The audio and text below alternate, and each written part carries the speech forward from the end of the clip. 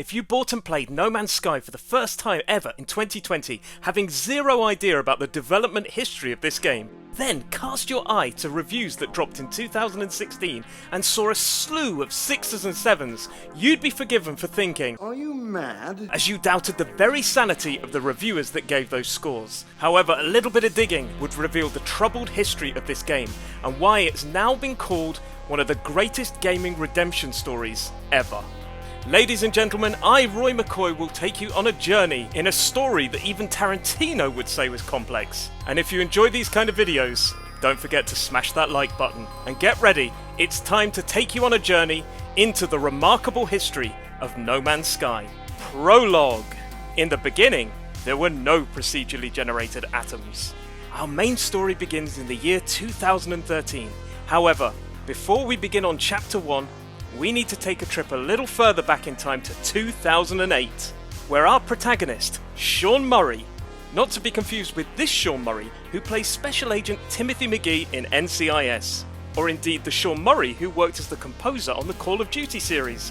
No, this is our Sean Murray, and in 2008, along with Grant Duncan, Ryan Doyle and David Ream, he founded Hello Games in Guildford in the UK and assumed the position of managing director. Sean Murray had previously been a developer at EA, and after becoming a little disenfranchised with making sequel after sequel, he decided to form his own company so he could work on the game he really wanted to, Joe Danger, which was released by Hello Games in 2010. Joe Danger is a combination of a racing and platform game with the theme of a daredevil, and it was received exceptionally well. In fact, in September 2010, the company Hello Games was listed by the Guardian newspaper as one of the most innovative and creative companies of the previous 12 months. The success of Joe Danger led on to a sequel, Joe Danger 2, the movie, which actually wasn't a movie, but sadly didn't strike the success levels of the previous game.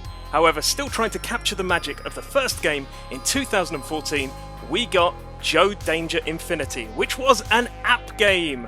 But seeing as No Man's Sky was initially announced in 2013, it's safe to assume that sometime between the release of Joe Danger 2 and that wonderful app game, the concept of No Man's Sky was first considered to go into production. Now, at this point in the prologue, having played the game in 2016 and right up till 2020, and having read the story and history of No Man's Sky and making this video, I have grown a huge amount of respect for Sean Murray, and I'm about to make a couple of massively bold claims.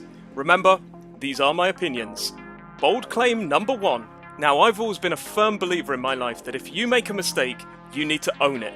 And this is exactly what Sean Murray did. Because for me, the story of No Man's Sky is not just a redemption of the game, it's a redemption of Sean Murray and of the studio's Hello Games. Because, as we're going to find out in Chapter 1, there were several promises made during the development that were not met when the game was released. And considering the game sold exceptionally well, spoiler alert, I believe that many companies in the world would have just walked away. Just said, okay, we've made our money, let's make No Man's Sky 2. Let's make a different game. But instead, they decided to own their mistake and turn No Man's Sky from being one of the biggest flops ever made into arguably, bold claim alert, one of the greatest MMOs currently available. Because now we find ourselves mentioned as that benchmark for coming back. Doing a No Man's Sky is now a positive thing, right? No Man's Sky has often been compared to Minecraft. I mean, the connections are obvious. It's a building game, it's got crafting elements, discovery elements, it's procedurally generated. I feel that a comparison with Stardew Valley sits slightly better with my opinion. Now, hold with me there, hold with me, because I understand that when Stardew Valley was released, it was amazing and only got better from there, whereas No Man's Sky, when it released, was a little bit of a stinker. But our release was also one of the most intense and dramatic that I think the games industry has seen. But the reason that I compare these two games is that I think both Sean Murray and Eric Barone developed their respective games, No Man's Sky and Stardew Valley, as passion projects. I believe that these were labours of love, and that either of those two developers could have gone on to make sequels.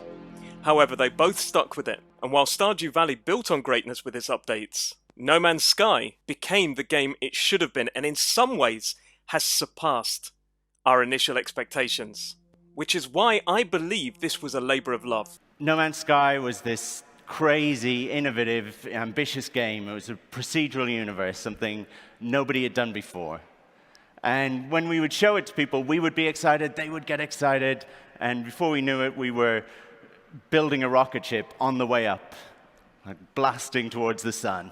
As I said before, Hello Games could have walked away, but they didn't. And this is why I'm going to make bold claim number 2. Hello Games and No Man's Sky has in some way become a benchmark, a reference point for all independent developers and developers as a whole, because you can see the dangers and pitfalls of overhyping a game, of not delivering, and you can also see how to redeem yourself, how to redeem your company, and how to save your game.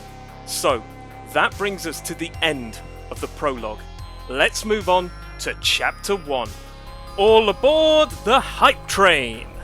No Man's Sky was first revealed to the world at the VGX Awards in December 2013 with a spectacularly interesting looking trailer, which caused the game to receive significant attention from the gaming press. And this was the first moment that the hype train started its journey. It was around this time that Sony came on board, at first offering full development funding. However, Hello Games only took up the offer of assistance for promotion and publication. Now, I have to say, at this point, Hello Games had a pretty small team, with only 6 people working on the game, leading up to a huge, colossal 15 towards the end of production, which, if you think about it, is a pretty tiny team. Yes, I know back in the day, id Software was only a few people, but you're talking about the biggest game ever made being made by a handful of people. However, if the hype train was just starting to creep out of the station in 2013, it went full steam in 2014, when the game was presented by Sony during their event at E3 2014. And it was the first time that an indie game had been shown to the world on center stage. In fact, the game was so well received at this event that they even managed to win an award for their hype. Which, if you think about it, why are awards given for games that aren't even made? Just a concept. That's really bizarre. And Best Cinematic Trailer goes to Dead Island. Anyway, a release date of June 2016 was announced in March 2016, and pre-orders were open to the world. Everyone was excited about this game. The hype train was steaming ahead. Even Elon Musk got excited. And if you don't know who Elon Musk is, it's the guy that named his daughter that, which is probably the most difficult name to pronounce since, Prince changed his name to a symbol. I mean, seriously, I got teased when I was a kid for having the name Roy, because it was like a granddad's name. I mean, think of the children! Seriously, I can't even... However, just a few weeks before the game was originally meant to be released, Sean Murray announced that the game would be delayed until August the 9th, 2016. And at this point, he received death threats. As I said, this story has more twists and turns than a Shakespearean tragedy, /comedy, /redemption story. So Sean Murray decided not to take the death threats too seriously, and stated that the delay was needed as some key moments needed extra polish to bring them up to our standards. And also went on to say, we get one shot to make this game and we can't mess it up. No, Sean, but you kinda did. And it needs to be said that before the release of No Man's Sky, Sean Murray had been giving interviews throughout the development cycle, listing features that were due to be in the game. But they weren't in No Man's Sky, they were clearly in another game? He said things like there would be multiplayer, meaning that you and your friend could find each other in this huge and almost infinite galaxy. Technically not infinite, because technically nothing infinite actually has a number. And this game has over 18 quintillion, which many people didn't actually realise was a number until No Man's Sky came up. 18 quintillion planets, which, to give you an idea, would take you more than a couple of weekends to explore them all. To say that just before the game came out, the hype train was steaming is an understatement of the year. And even though in the past with games like Spore we've been promised complete procedurally generated creatures and worlds and everything like that in many slews of video games, we still believed that it could be done. And when the game went gold in July, everybody was damn excited to see and visit their friends on planets in the universe. However, before the game actually dropped, there was one final twist in the tale. Chapter 2. We've sprung a leak. Just 2 weeks before the official release, a copy of the game for PS4 was purchased by a Reddit user who went on to produce videos about their experience in the game. Shortly after, other users claimed to have leaked copies of the game and also began to share their own videos. And it was in these videos that we got our first taste of the problems No Man's Sky was due to face. Iceberg, right ahead! With videos showing crashes and glitches and all manner of problems. But one of the biggest points was a lack of evidence of multiplayer and the fact that the game seemed to have a much shorter completion time than Hello Games had promised. Murray came out to dampen down the fires and asked the fans to avoid the spoilers and said, "We've spent years filling No Man's Sky with surprises. You've spent years waiting. Please don't spoil it for yourself." However, the situation got slightly worse as some journalists broke the embargo and started streaming the game from the 5th of August, and indeed some retailers began to sell the game before it was due to hit the street on the 9th of August. It was at this point that damage control went into overdrive, with Sony and Hello Games requesting that the footage of the game was taken down as they felt it was not representative of what the game was going to be after its day one patch. And day one patch is undoubtedly my second least favourite expression in the world. Shortly after, this definitely needs a day one patch. Where is it? And Sean Murray, a man who dared to dream big and design a sci-fi game, positive visuals inspired by people like Isaac Asimov and Arthur C. Clarke, had on his hands a game that had huge pre-order sales that was destined to go down in history for all the wrong reasons. And with the hype train pretty rickety at this point, just one day before its official release, Sean Murray cautioned players that No Man's Sky may not be the game you imagined from the trailers, and instead was more like a universe sandbox where you could play. And Sean Murray also went on record believing that the game would have a super divisive response from players due to the hype train. So it's quite clear to see that as the game was coming to realization, he started to realize that the hype train was now a runaway hype train. And what happens normally to runaway hype trains? Well, this happened. Chapter 3. Oh No Man's Sky! The game released on August the 9th, 2016. Reviews started coming in with a slew of 6s and 7s, and fans quickly started noticing the lack of things that had been promised previously. And in fact, I need to say at this point that I purchased the game shortly after release, just after the day one patch. And my feelings at the time was it was an okay experience, but a little bit bland. There wasn't exactly a great amount of things to do. There was that kind of crazy infinite number of planets to explore that would have taken me more than a couple of weekends. But fundamentally, the best part of the game for me was the start, when you had to repair your broken ship and get off the planet. And shortly after, for me, the experience felt pretty purposeless. But I bought the game knowing all of the negative criticism about it. I just wanted to play it. I wanted to see for myself if it was as bad as people said. And to be honest, I didn't hate it. I would have honestly given it a 6, but a 6 in the sense that it wasn't great, but it wasn't bad. It was just a bit meh, and it didn't hold my attention for very long. Which is why when I went back to it in 2018, and then again recently in 2020, I have to say that both times I have been pleasantly surprised. However, that's a spoiler alert for the end of this video. At the moment, we're in 2016, when gamers are getting their hands for the first time on No Man's Sky.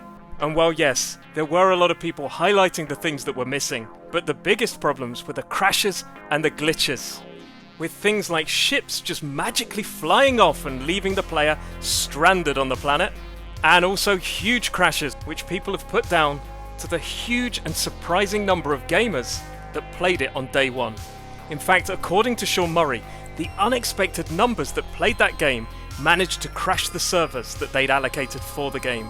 But possibly the worst piece of news to come out in the initial stages was the fact that 2 gamers out of those 18 quintillion bazillion planets, they managed to find the same planet, find the same location, and be present in exactly the same spot at the same time and not be together. They couldn't find each other, which went to show that the promise of the co-op multiplayer experience wasn't available to everybody. Now you could put that down to being on different servers or something like that. However, the game promised you would be able to go with your friends and explore the universe together. And to say at this point that the game was a PR nightmare, a disaster, is an understatement. Now, as I said, the sheer volume of players managed to crash the servers, and this is because the studio had expected around 10,000 players at launch, but actually 500,000 people came online on both PlayStation 4 and Windows. And in fact, on the first day on Windows, No Man's Sky saw more than 212,000 concurrent players playing on Steam, which exceeded the largest number of concurrent players for most other games. However, just a week later, and those numbers dropped colossally, and the concurrent player count on Steam fell under 23,000. And while the sales of the physical copy in the United Kingdom during the first week had been the second largest PlayStation 4 launch title published by Sony, the second week sales fell by 81%. By the end of September 2016, the number of concurrent players on Steam fell to around 2,100. And while it's normal for a number of players to drop off during the first few weeks thanks to that wonderful little hype train, this drop-off was considered unusually high. So at this point, things were not looking good for No Man's Sky or Hello Games. However, this is the beginning of that redemption story that William Shakespeare would be proud of. And while a number of companies in the world would probably just have walked away with those huge initial sales figures, money in the bank, No Man's Sky, when it released, and also still 2 years later, has sold incredibly well. It's gone on to be one of the biggest selling new IPs of all time. They could have walked away, developed No Man's Sky 2, or even moved on to another project, and over time, this event in gaming history would have probably been put down as a kind of one of those moments, what happened to No Man's Sky, what went wrong with No Man's Sky, but eventually, people would have moved on. However, Sean Murray decided to do things a little bit differently, and instead of letting No Man's Sky fade into the night as a really bad game, he decided to fix it. And I have to say, at this point, that Sean Murray's quality in this situation is admirable, because there are so many other people that just wouldn't have owned the problems. They would just have walked away and gone, no, never mind. But this guy stood up and made things right, which is why that I say that No Man's Sky is now one of my favourite games. And yes, the differences between those two experiences of 2016 and the game that I play today is incredible. Obviously, it would be ridiculous exaggeration to say you can't even tell it's the same game. It's the same game. It looks the same, but there is so much more in it. It is such a good experience, and it is a game that I happily recommend to anybody who likes the crafting or survival genre. Well, it's not the biggest emphasis on survival, but it is exploration and crafting. And I'm more than happy to recommend it to anyone. Roll back to 2016 and I wouldn't have been as cocky. But Sean Murray managed to not only redeem the game, he redeemed his company and himself. And in my opinion, they have become a developer who have learned from this mistake. They've learned from this experience. And I can honestly say they are now a developer that I trust. However, let's move on to Chapter 4, The Road to Redemption. Watching back at those early interviews with Sean Murray, I believe that he was genuinely telling people his dreams of what he wanted to put into the games. And I think he just got a little bit carried away, especially considering that No Man's Sky had a tiny development team. However, Murray decided to fix the problems and make the game the way he had envisaged it. And in fact, he even said this. During those darker days, though, it would have been very easy to quit. It would have been almost expected or the norm. But two things forced me to get out of bed every morning. One was that we could see something that others couldn't. We could see hundreds of thousands of people playing the game every day. An average play time of 25 hours across millions of players. We knew that people were enjoying the game and wanted to enjoy it more.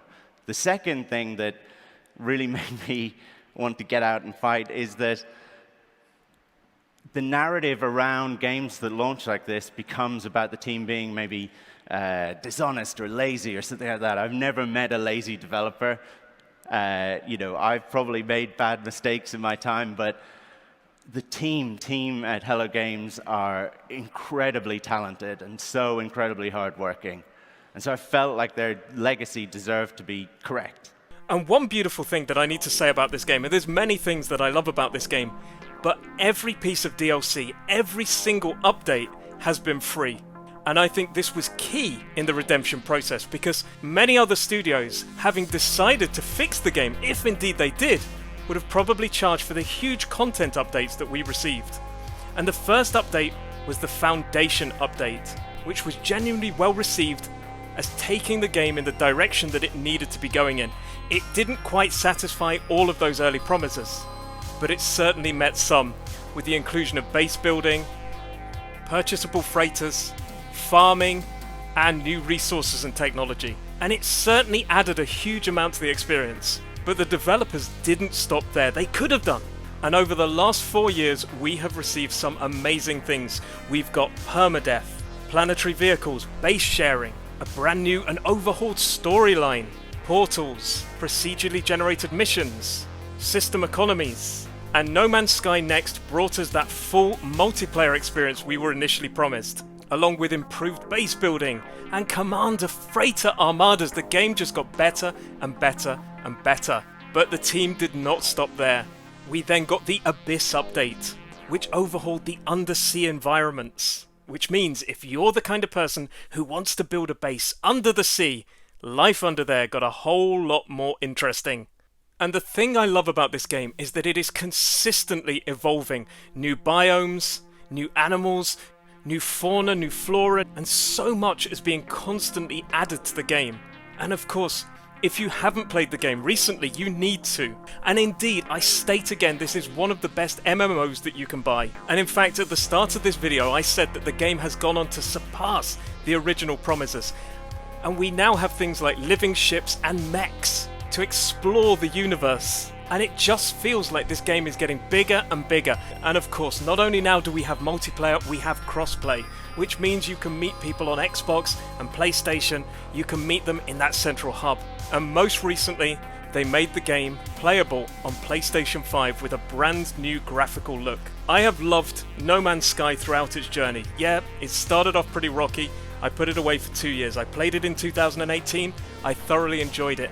But I fell completely in love in 2020, and I cannot wait to get my hands on it, playing it in beautiful new resolution on the PlayStation 5.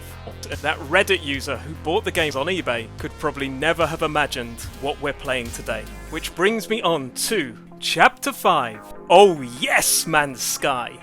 If you'd managed to miss the last 4 years of No Man's Sky's development and problems and issues and patches and updates, and you got your hands on the game today, like I originally said at the start of this video, the reviews that would flood in would have to be 9s and 10s. For me, this is not only the best MMO out there, it's also one of the best single player experiences. I love this game. I have spent hours exploring. I feel like it's the video game of Star Trek mixed with Battlestar Galactica, mixed with every classic sci-fi TV series that I watched with my dad when I was a kid. And the reason that I love this game, aside from all of the wonderful content, the mechs, the living ships, the vehicles, the base building, the story, the archaeology, the discovery, aside from all that, aside from the beautiful graphics and the wonderful worlds you visit, it's at its core, I still believe that this game is a passion project, and it is honest. For example, there are 3 currencies in the game, but not one of them can you purchase with real money. Everything you get in the game, whether it's a new ship, expanding your exosuit, getting a new weapon, building your bases, learning new blueprints, you have to find a way to get the currency to pay for these in-game, even cosmetics. And I know right at the moment things like loot boxes are being scrutinized, but it has been such a temptation for developers to put them into these games. However, No Man's Sky contains none of these. And not only that, the updates. Yes, the game needed fixing. And if a game is in this state, the developer should fix it. And as I've said many times, there was no obligation. They could have walked away. But at no point did they want to charge for the updates that they put out there. These updates were free. That's a huge amount of work for the team. For a team and a game that's already given them a lot of money, they're making content to make that experience better, which is why I compared it to Stardew Valley, which is why it's similar to Minecraft. The team is constantly working to evolve the game. And yes, the base game sales keep coming in, but on many other games out there, many other franchises, that update would have cost you. And you only have to search through YouTube and Reddit to see how much people love this game. Even purists that started back in 2016, but please, the one crime that this game commits is it has proved that reviews, pre-updates and pre-patching are pretty redundant. So many times in reviews that I've made, I've said, I hope we get a patch soon, or I hope this is patched. And this game proves that it can be done. So, that brings us on to this point, the conclusion. What can we learn? Well, like I said at the start of this video, I believe that this game has been on a roller coaster in terms of popularity. The hype train started things off on a rocky start, and I think that the team got carried away. And when the game was released, it was such a disastrous release. In fact, in recent gaming history, I don't think there's a more obvious title to mention when talking about expectations that go wrong. However, what can be taken away from this is that these games can be fixed. And many other developers, especially indie developers, should look at the example of Hello Games to see how to handle pre-game marketing, pre-game hype, and indeed release and post-releasing updates. Hell, if the game comes out at first and it's perfect, then yeah, why not? Charge for your updates if that's what you want to do. But if it isn't right, don't just leave it. Don't just walk away. Fix the game and do it for free. Do it right. Listen to the fans. Do what Hello Games did. And indeed, it does look like Murray and Hello Games have learned a lot from the experience of No Man's Sky, as when talking about The Last Campfire, which is Hello Games' latest game, before the release he said, as to avoid the kind of hype that No Man's Sky produced and the issues that came with it, he decided to keep the specifics of the game quiet until it was finished and very near to release. And in fact, that game, The Last Campfire, released in 2020 to good reviews. Which means that not only are Hello Games making decent games, they've learnt a hell of a lot about controlling the hype surrounding these titles. And that is my true takeaway from this story. And for me, for this video, this is Roy McCoy, out.